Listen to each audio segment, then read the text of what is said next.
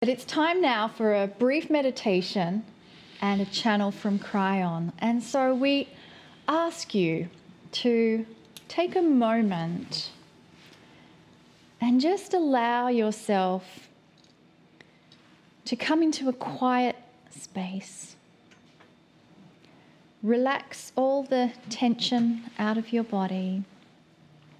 Relax your face, relax your shoulders, relax your arms and hands, relax your legs, relax your knees, your calves, your feet. And just feel the connection with the energy of the earth beneath you. And allow yourself to feel a warm embrace from all those who are sharing this experience with you. And we'll send out a wave of loving hugs to everyone that is gathered. And stand by for the first channeled message from Kryon for the Healing Wednesday of 2021.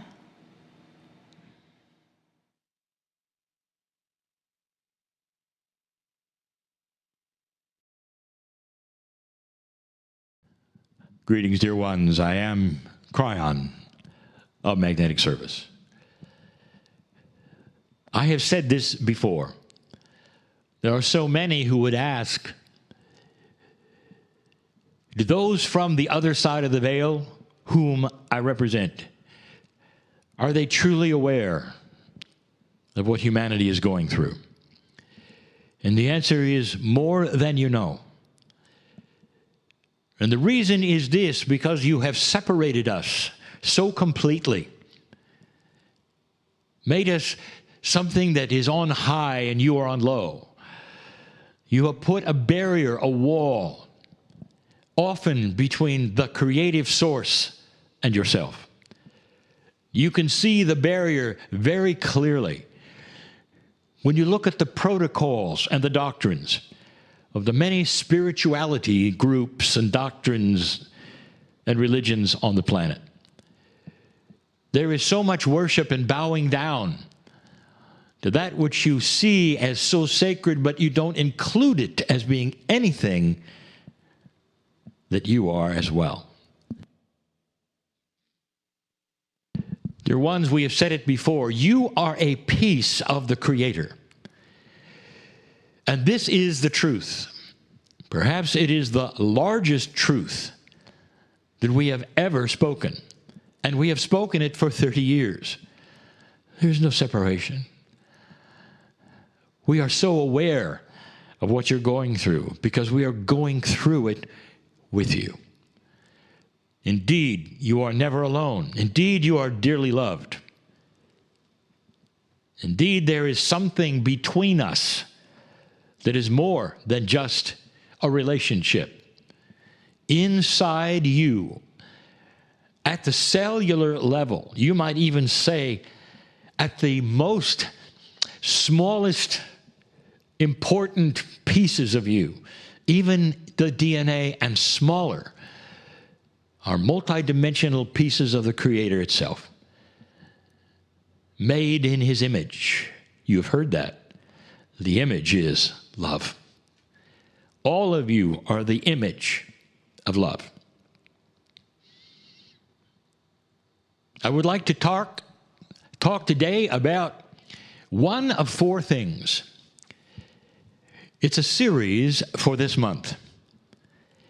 And I'm going to call it The Four Faces of Fear.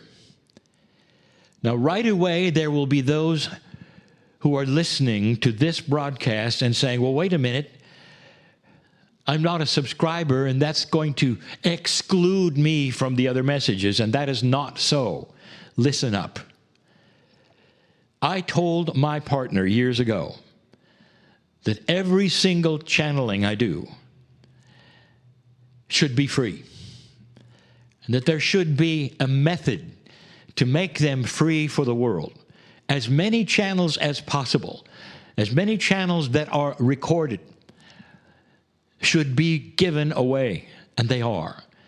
There is a place on my partner's website where you can go and hear everything that we have ever channeled. There is one channel per Healing Wednesday, and they will indeed go to this place. Eventually, you'll see them all. So do not feel excluded as I present number 1 of 4, because you can hear all 4 if you choose. The subject, the 4 faces of fear. I say faces because that's what you look at. I didn't say attributes because that gives it perhaps a little more emphasis. It's a face. What do you know about a face? Everything is a metaphor. Dear ones, do I have to tell you that again? Even in the channeling, even in the messages, even in the language you hear it, there are metaphors. I'll say many things that sound odd until you understand the metaphor. What do you know about a face? First of all, you recognize a face and you can see where a face is friendly or not. But every single face is changeable. You can smile, you can frown.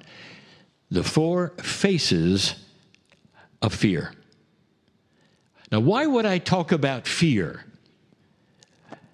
when we have the healing modalities that we present here, where the entire subject of the day is healing? Why would I talk about fear? It seems to be an opposite to healing. So I will tell you again, for all of these years, we have been saying these things, and now it comes to a head, a point, a focus. Here is the statement. You should hear it yet again.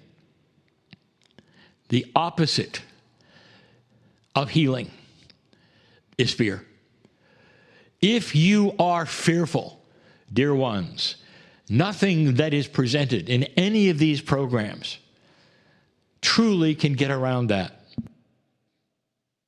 That's the face that you have chosen for yourself. That particular face, dear ones, is a face that will interrupt almost anything that we can give you. We can't get past fear. You can't get past fear. It stops it all. Kryon, are you really saying that there's a barrier that even with good health and with good nutrition and all those things? Yes. That's what I'm telling you. Because true healing is done with a consciousness and not objects and not simply remedies.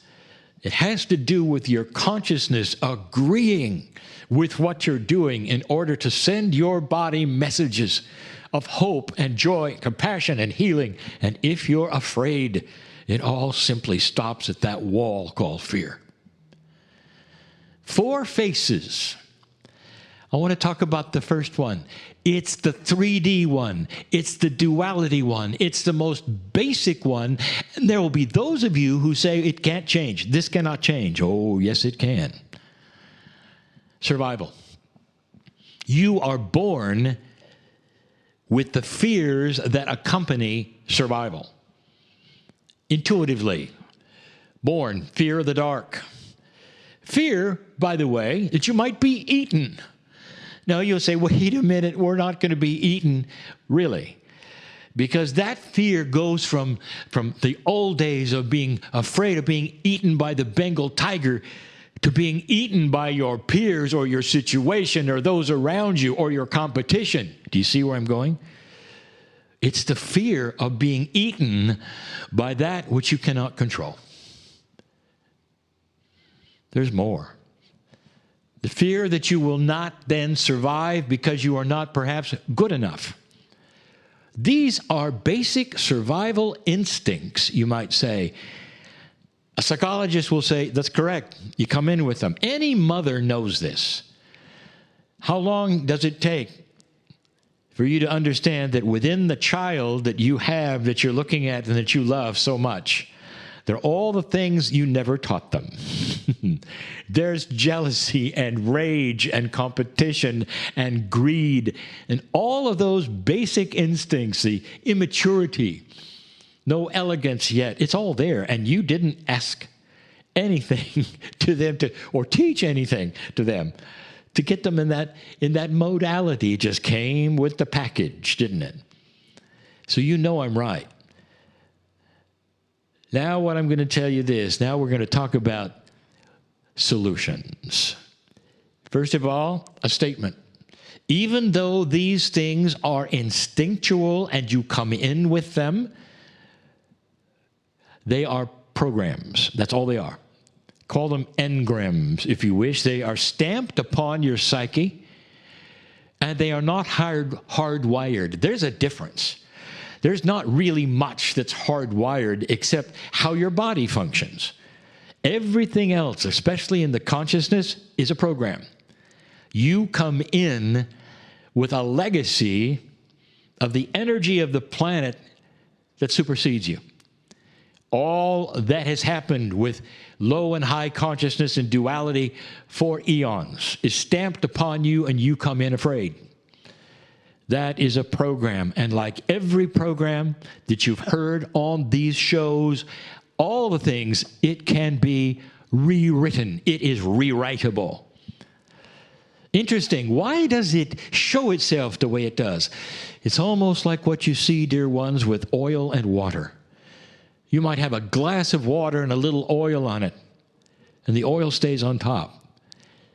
Let's say you're looking at the glass of water, which is a metaphor here of your consciousness when you arrive on the planet, and there's the oil representing all the negative things that's on top. It's only a fraction of the fluid, of the majesty, the joy, the compassion that is underneath that oil that's just floating on top. You got to get through the oil. You got to scrape it off. You can rewrite it. But it floats on top, and that's the first thing that you experience, and you got to get through. I want to tell you a story. It's a story about a child. The child will remain nameless, a little girl. I want to tell you what she experienced and what she did, because this is a wise little girl. You might say that this little girl kind of knew how things worked and figured it out for herself. There was one night when she went to bed. And when she woke up in the middle of the night, for whatever reason, she looked over and she got chills, because in the chair that was in her room was a horrible creature. She could just make out almost every single shade of its face, of its body. And it was just looking at her, and it wasn't moving. It was just staring at her. She was so afraid. Afraid of the dark, afraid of what was in the dark, of course. All these instinctual things that she had. Her mom came into the room because she was whimpering, turned on the light, and she realized that the monster was a clump of used clothing that she had simply put in the chair.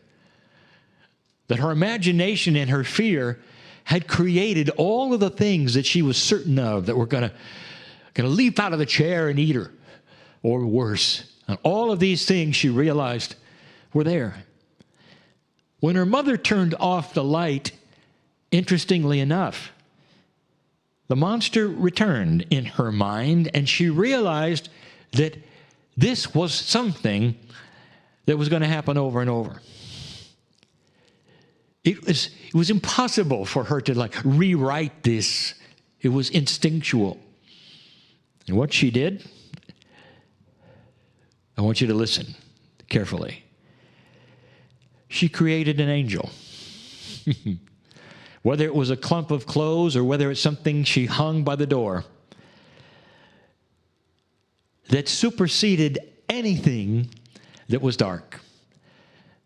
And when she went to sleep and when the light was off, she could look at that and say, "Dear angel," and she gave it a name, "let nothing inappropriate be presented to me tonight in either my dreams or my room, because I'm protected.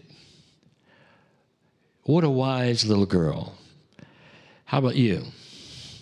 That was all a metaphor, and that was about a child. How about you right now? Can you create something that says, I am magnificent, and there is nothing that has come in that is more powerful than my magnificence, nothing that has come in with my birth that I would call fear of darkness or any of the phobias. It's all rewritable. And I am rewriting it because my magnificence will shine through anything dark. Does that work? Oh, yes. Just like the little girl. It works so well because you are creating you. Rewriting the things that are inappropriate, that have come in, that do not reflect you at all. Don't reflect your magnificence at all. That's just the beginning of what you can do. As I describe the other three fears, you're going to find a similarity of solution in every single one of them. But they are all in your control. That's the magnificent human that I know. And so it is.